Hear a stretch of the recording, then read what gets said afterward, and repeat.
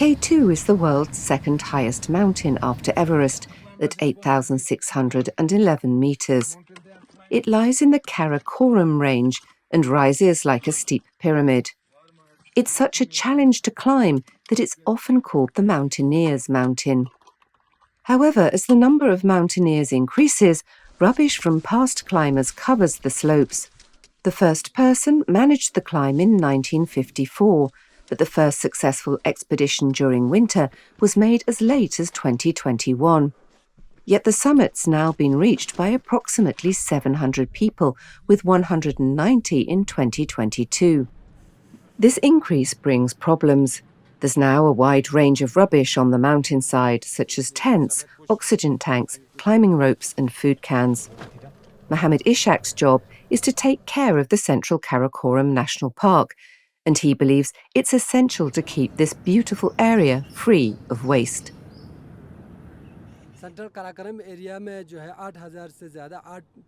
There are 8 peaks higher than 8,000 metres in central Karakoram. This K2 and G2 mountain area in Pakistan is extremely beautiful. We love it more than life itself because there's no place on earth with such beauty. So we're putting our life into trying to keep it clean.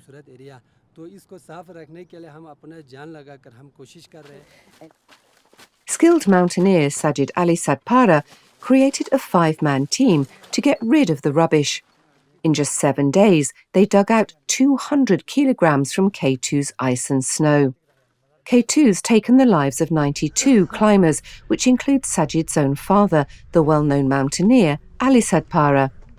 By clearing the slopes, Sajid's showing respect for the mountain and his father's grave.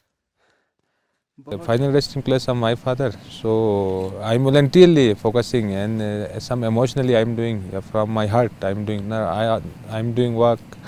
So inshallah, due to my father graveyard, so I will try my best to clean this mountain as much I can.